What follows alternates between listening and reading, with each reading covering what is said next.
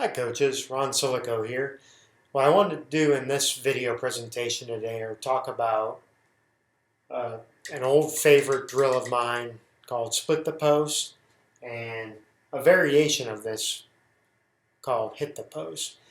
And whether or not you run a 1-4 high offense, which is an offense that I enjoy using with teams, uh, this drill is so good from a fundamental standpoint of working on body balance, jump stops, dribbling, passing, and whether you do layups at the rim or jump shots, off passes, or doing any variety of things.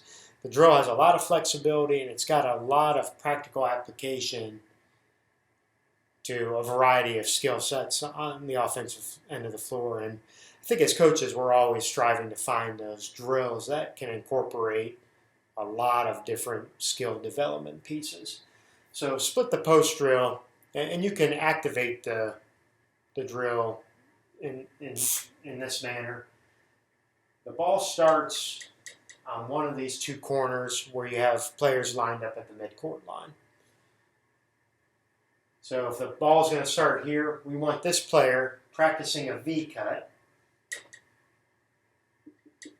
and then the player making a cross-court pass. So you can have players working on two-hand chest passes, one-handed passes, baseball passes, or overhead passes to get the ball across court. You can even supplement it with a ball fake to the basket and then throwing it across court, however you want to do it. So this pass gets made. So that's the first step.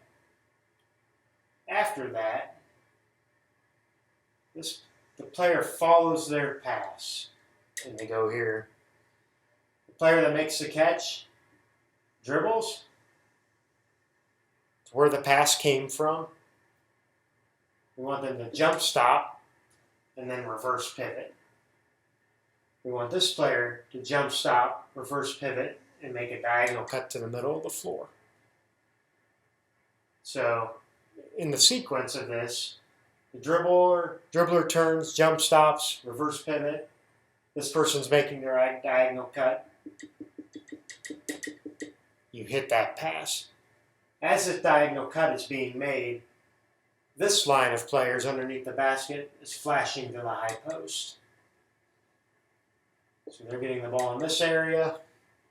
So we've got our first pass, our second pass, and then this will be our third pass here. So after this pass is made, this player cuts this way to the basket, hence splitting the post. This player that dribbled, they're following their pass and then cutting this way. As a coach, you can have the post hit the first cutter, you can have hit the second cutter for layups, jump shots.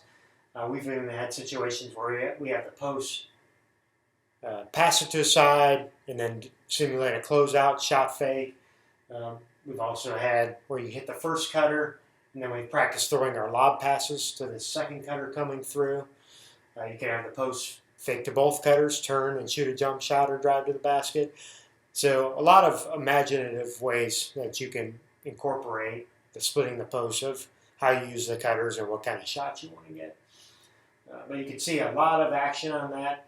And then you get the rebound.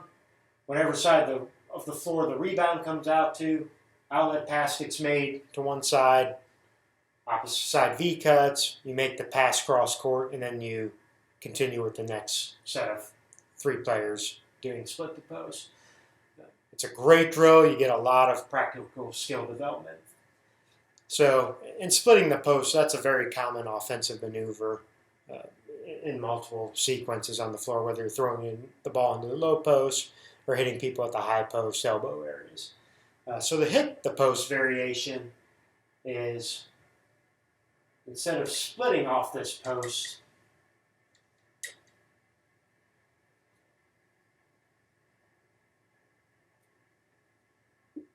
we have this diagonal cut still being made,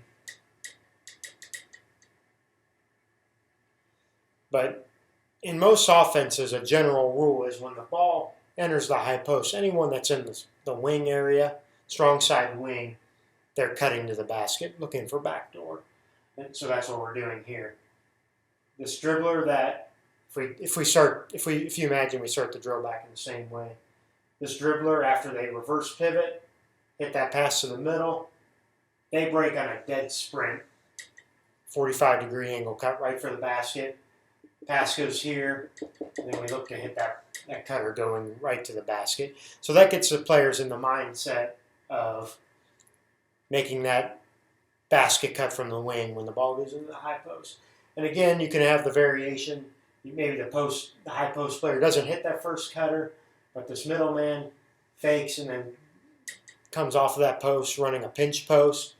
So you can do a handoff there to the second cutter. You can do a handoff, and then the high post player gives and goes and cuts to the basket this way. So hit the post and split the post. A lot of creative ways to implement different things. A lot of skill development and working on a lot of fundamental movements out of that high post area. So I hope you like these two drills and hope you can incorporate those into your teams. Thank you for watching.